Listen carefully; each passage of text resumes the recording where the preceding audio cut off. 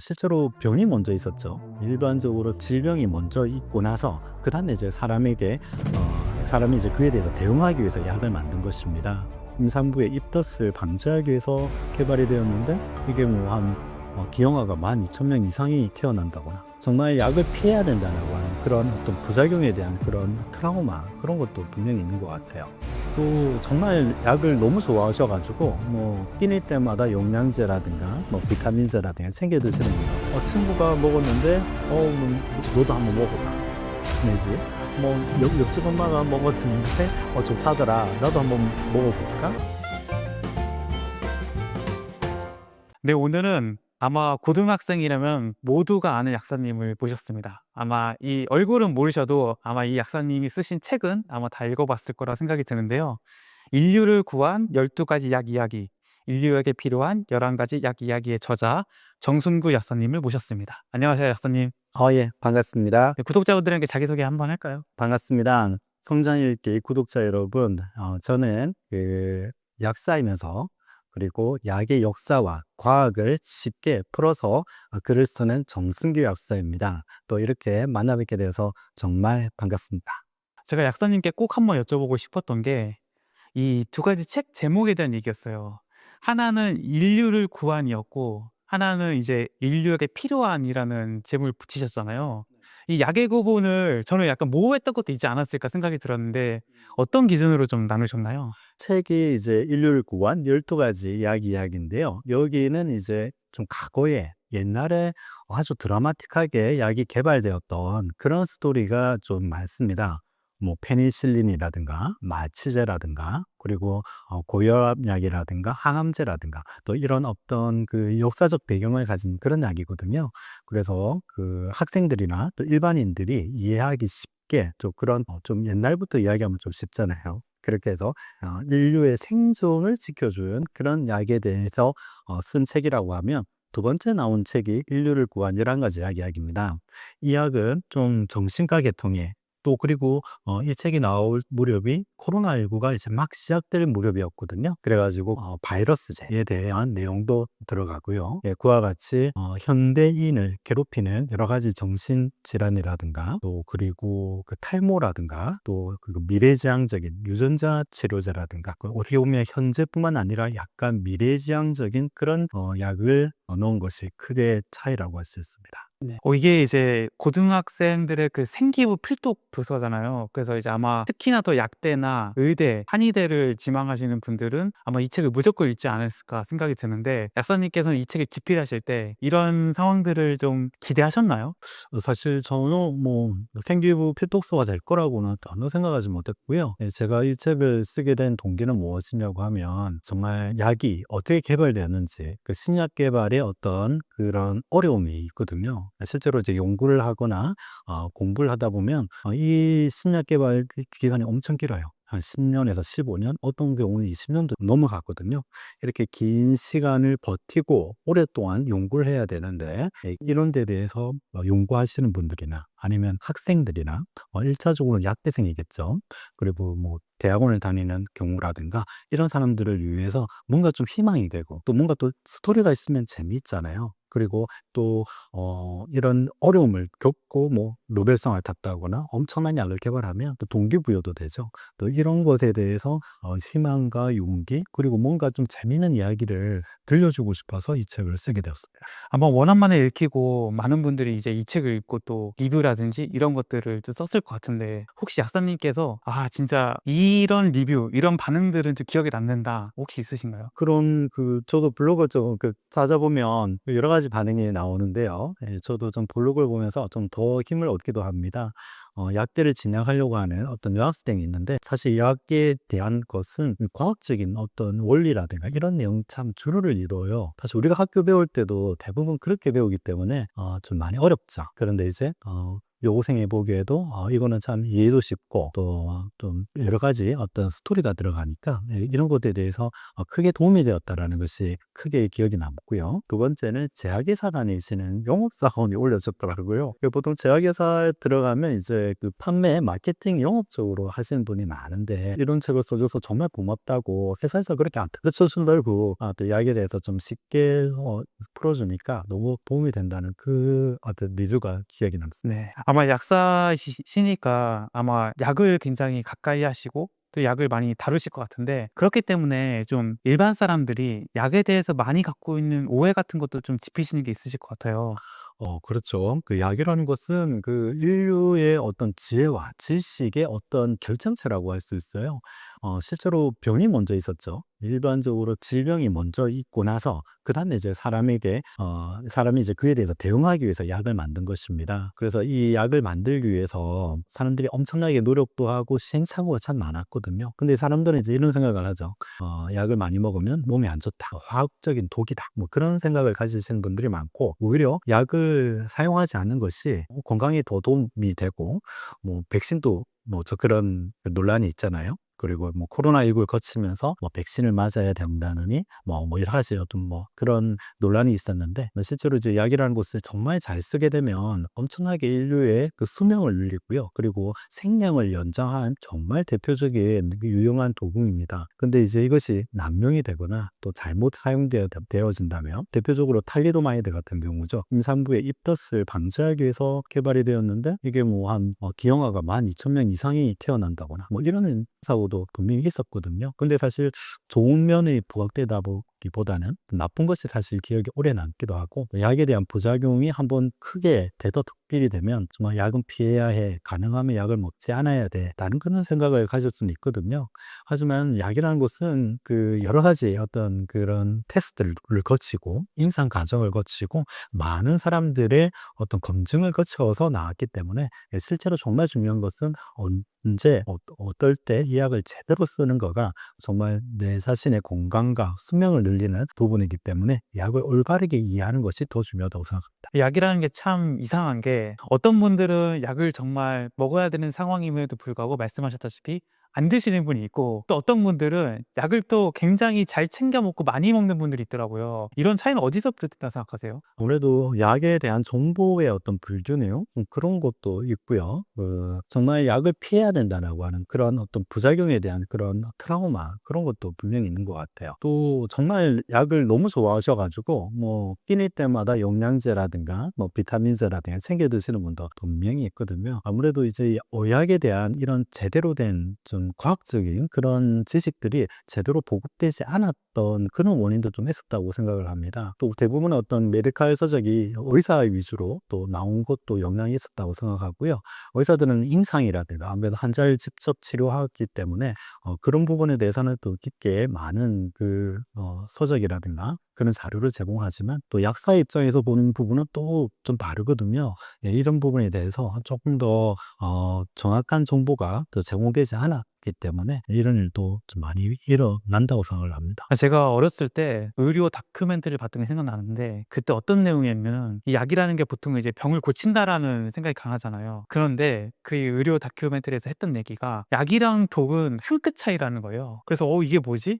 사람의 그 목숨을 죽일 수도 있는 그 뱀의 독 같은 게 정말 이게 약이랑 똑같다고? 이런 생각을 했거든요. 약사님이 보시기엔 어떤가요? 실제로 이게 정말 중요한 개념이죠. 이게 한 16세기 스위스에서 나온 개념이에요. 파라스텔수스라는 그런 사람이 있는데 이 사람은 이제 그 광물에 관심이 많아서 스위스가 좀 산 쪽이잖아요. 어릴 때부터 그런 그 약에 대해서 개발하는 그런 꿈을 많이 꾸고 나중에는 이제 의사가 되어서 또 약물에 대해서 많이 연구한 사람이거든요. 이 사람이 한 유명한 말이 있죠. 모든 것이 독이며 그 용량이 약과 독을 구분한다라고 이야기를 했습니다. 그래서 사실 물도 그렇잖아요. 우리가 물이 생명에 정말 요긴 하지만 물을 만약에 엄청나게 많이 먹는다면 이 독이 되겠죠. 마찬가지입니다. 모르핀 같은 경우도 정말 잘 쓰게 되면 인류에게 정말 유용한 진통 효과를 가지는 어떻게 전쟁터의 군인들에게는 정말 요긴하게 사용될 수는 있지만 또 그것을 잘못 쓰게 되면 그 오남용을 하게 되죠. 그리고 보톡스도 마찬가지입니다. 미용에 사용하는 보톡스도 원래는 식중독 균이거든요. 이 균이 이제 결국은 그 아주 소량 정제해서 정말 정밀하게 사용되면 피부 주름을 펴주는 그런 역할을 하는 것처럼 이 양이 정말 중요하고요. 또 똑같은 물질이라도 어떻게 사용하느냐에 따라서 독이 되기도 하고 약이 되기도 하는 것입니다. 약과 독은 결국엔 용량의 차이다. 이 말씀이신가요? 그렇죠. 똑같은 물질도 그렇게 양에 따라서 크게 달라질 수 있는 것입니다. 그래서 우리가 어떤 약을 먹을 때는 반드시 약사님의 그 복약지도 하에 약을 먹어야지만 이 약으로서 작용을 하지, 내 마음대로 임의로 뭐 하나를 더 먹고 덜 먹고 했을 경우에는 자칫하면 독이 될 수도 있다. 그렇죠. 사실 뭐 그 약 하나를 더 먹는다고 크게 문제가 없는 약도 있지만 어떤 경우는 약 하나가 엄청나게 체내에 영향을 미치는 그런 약도 있거든요. 이것을 안전력이 좁다라고 이야기합니다. 대표적으로도 심장약에 쓰이는 디곡신이라든가 또 혈액 응고제에 쓰이는 그런 약들은 계속해서 이제 피에서 이제 혈액을 뽑아 가지고 그 수치를 체크해야 되는 그런 약도 있거든요. 이런 약은 정말 어떤 반알, 한 알 이런 것에 대해서 정말 정밀하게 먹어야 되는 그런 약이 있고, 어떤 약은 뭐 한 번 뭐 한두 알 정도 더 먹는다고 해서 갑자기 크게 문제가 안 되는 그런 경우도 있거든요. 뭐 비타민제 하나 더 먹는다고 크게 문제가 되진 않죠. 예, 그런 약이 있는 것처럼 약의 특성에 따라서 예, 그런 것들이 달라진 것입니다. 저는 이게 그 약이 어떻게 개발이 될까, 이 부분은 사실 궁금하긴 해요. 이게 뭐 우리가 뭐 코로나도 겪긴 했지만 그때도 사실 굉장히 오래 걸리기도 했고 또 빨리 맞는다고 했는데도 불구하고 좀 많이 늦어졌잖아요. 이 보통 약은 어떻게 개발이 되나요? 그 전통적으로는 이제 약을 천연물에서 사용했죠. 그래서 예, 우리나라도 동양에도 이런 한방이 있잖아요. 그 자연에 있는 그런 것을 이제 식물을 가져와서 식물 안에 있는 성분을 이용을 하는 것이죠. 서양도 마찬가지입니다. 이렇게 맨 처음에는 어떻게 열이 나니까 뭐 포도나무 껍질을 다려 먹었더니 열이 떨어졌다. 뭐 이런 개념이죠. 그리고 뭐 남미 같은 경우는 말라리아에 걸렸는데 뭐 안데스 고원에 있는 키나 나무의 껍질을 다려 먹었더니 말라리아 열이 떨어졌더라. 뭐 이런 어떤 경험이 쌓인 거죠. 이런 경험을 통해서 약이 개발된 경우가 있고, 또 초기의 약물 개발의 역사를 보면 아주 우연히, 아주 어떻게 보면 정말 생각하지도 못했던 방식으로 약이 개발된 경우도 있어요. 뭐 대표적으로 보면 플레밍이 발견한 페니실린 같은 경우도 그렇죠. 뭐 전혀 생각하지 못했던 뭐 푸른 곰팡이 포자가 나와서 보니까 뭐 좀 이렇게 큰 그 항생 효과를 가지는 그런 것을 발견한 경우도 있고요. 우리가 또 남자들 또 잘 아시는 비아그라 있잖아요. 그것도 원래는 협심증 치료제로 개발이 된 건데 나중에 보니까 이제 뭐 그런 효과가 발견이 되어서 전혀 다른 용도로 쓰이게 된 이런 경우도 있는 것입니다. 근데 최근의 경우는 인체에 대해서 조금 더 자세히 알게 되고 더 복잡한 것까지 알게 됨으로써 합리적이고요. 그리고 정교한 방식으로 디자인하면서 약을 개발하는 쪽으로 계속해서 발전해 나가고 있습니다. 아마 약사님이 이 책을 처음 쓰실 때랑 지금 이 상황이 가장 많이 바뀐 게 저는 AI의 등장이라고 생각이 돼요. 이 AI의 그 등장이 이 약 개발에도 굉장히 큰 영향을 미치겠죠? 그렇죠. 사실 그 신약 개발을 하기 위해서는 엄청나게 많은 시간이 들어가는데, 어떤 새로운 물질, 새로운 화합물을 이제 결정하는 것만 하더라도 많은 시간이 들어가요. 한 뭐 3년, 뭐 짧게는 2년에서 4년 정도까지. 근데 이제 이 AI를 이용하게 되면 어떤 단백질의 구조를 뭐 아미노산만 넣어도 그 입체적인 구조를 알 수가 있거든요. 그러면 그 입체 구조에 딱 알맞는 어떤 그 분자를 디자인할 수가 있어요. 이런 과정들이 그 컴퓨터 상에서 어느 정도 이제 힌트를 갖고 들어가는 것이죠. 그러니까 그 약이 딱 맞다라고 하기보다는 그런 과정을 통해서 그 실패 확률을 줄이는 것입니다. 대표적으로 예전에는 어떻게 하냐면 스크리닝 테스트라고 하거든요. 그러니까 일반적으로 이 질환에 그 약효가 있다라고 생각하는 화합물을 한 5,000개에서 10,000개를 합성을 해요. 엄청나게 많은 약이죠. 그것을 일일이 한번 다 실험을 해보는 것입니다. 그래서 그중에서 효과가 있는 것을 걸러내고 그래서 약이 되는 경우가 거의 1개 내지 2개밖에 안 돼요. 만약에 5,000개 중에 하나라고 한다면 5,000분의 1의 어려운 확률을 뚫고 신약이 하나가 개발이 되는 것이거든요.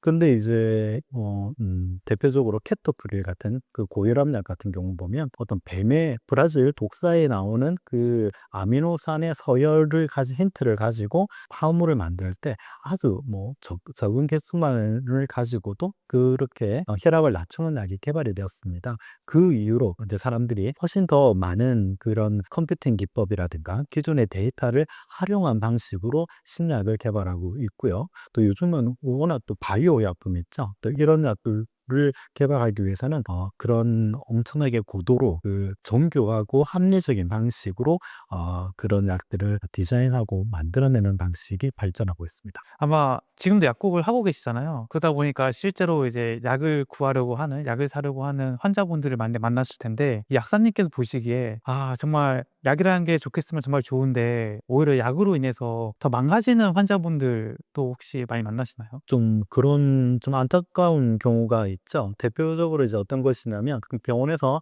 이제 의사의 판단하에 처방을 받아 가지고 약을 복용하면 처방을 해서 이제 약국에다 약을 먹잖아요.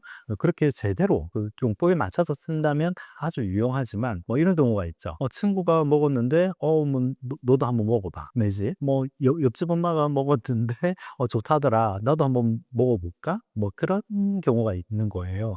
사실 약이라는 것은 공장에서 제약회사 공장에서 만들어질 때는 아주 이제 표준화돼 가지고 용량과 성분이 딱딱 맞춰서 나오는 거거든요. 그런데 실제로 이제 몸에 들어가게 되면 사람 몸의 상태는 다 다르잖아요. 간에서 대사하는 능력도 다르고요. 신장에서 배설하는 능력도 다르고요.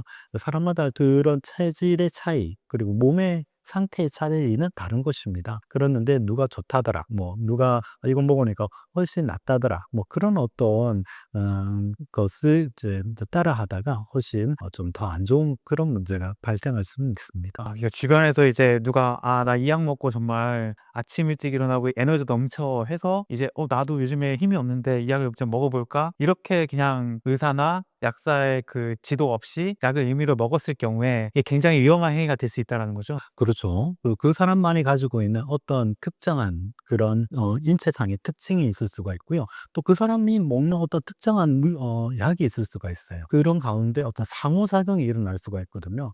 그러니까 그 어떤 A라는 사람에게 딱 맞춰서 처방이 되어서 약을 먹는데 그래서 효과를 본 건데 B라는 사람이 전혀 나는 또 다른 약을 먹고 있는 상황이잖아요. 그런 어떤 계산이 없이 그런 확인이 없이 약을 먹게 되면 그 약물 사이의 상호작용으로 인해서 전혀 생각하지 못했던 그런 부작용도 생길 수가 있는 것입니다. 그럼 그런 건 어떻게 생각하세요? 이제 가족끼리 뭐 감기약 같은 거 이제 누가 이제 가족들이부터 한 명 걸리면은 다 전염이 되잖아요. 그러니까 이제 뭐 아버지가 이제 내과 가서 약을 타 왔어요. 근데 이제 아버지는 하루 정도 먹었더니 괜찮아졌어. 근데 하루 지나니까 갑자기 뭐 엄마나 아들이나 딸이 아프기 시작했어. 그런 약들을 공유하는 거는 뭐 괜찮은가요? 어떻게 보세요? 그러니까 이게 약의 종류에 따라서 좀 다릅니다. 만약에 이제 해열제라든가 진통제라든가 뭐 그런 것들은 크게 문제가 되진 않아요. 또 코감기 약이라든가 기침약이라든가 보통 감기라는 것이 그냥 그 대증 증상을 개선하는 거거든요. 콧물이 나면 콧물을 안 나게 하는 거고 기침이 날 때 기침을 멈추게 하는 거고 열이 나거나 머리 아플 때 그 열을 낮춰주고 통증을 줄여주는 그런 역할이거든요. 감기 바이러스 자체를 치료할 수 있는 약은 없습니다. 그랬는데 이제 그 다른 사람이 효과가 있다고 뭐 그런 뭐 진통제 하나 먹었다고 타이레놀 하나 먹었다고 크게 문제가 될 건 아니죠.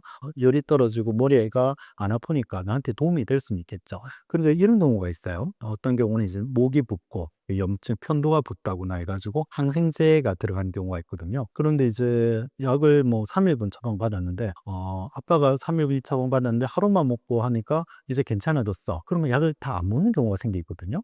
그렇게 되면 실제로는 그 세균이 있어서 그 감안을 해서 처방을 했는데 세균이 다습지 않는 그런 내성의 문제가 생기는 것입니다. 그러면 이제 또 다른 사람이 또 뭐 하루분 먹고 그런 식으로 된다면 이런 항생제의 어떤 내성이 훨씬 더 크게 발현될 수 있는 위험을 가지게 되는 것입니다. 그 남은 약에 대해서도 한번 여쭤보고 싶어요. 우리가 보통 이제 뭐 의원이나 내과 이런 데 가서 병원 가서 처방을 받아와서 약을 뭐 3 일치든 5 일치든 타게 되잖아요. 그러다가 5 일치를 탔는데 3 일만 먹고 이제 병이 다 나았어. 그럼 이제 이틀치가 남잖아요. 근데 이 약이 이제 저희 집도 그런 경우가 있는데 이게 그냥 까먹고 이제 그냥 약통에 넣어 놓으면은 6 개월이든 1 년이든 지나가겠단 말이죠. 심지어 뭐 2-3 년이 지날 수도 있고요. 2-3년 뒤에 내가 좀 감기가 걸렸어. 근데 뭐 당장 뭐 사 놓은 약은 없고 2년 전에 그 약이 보이네? 그 약을 먹어도 괜찮은 거예요. 보통 그런 경우는 좀 안 먹는 게 좋아요. 예, 원래는 이제 우리가 개봉하기 전 근데 포장에 보면 이제 유효기간이 나와 있잖아요.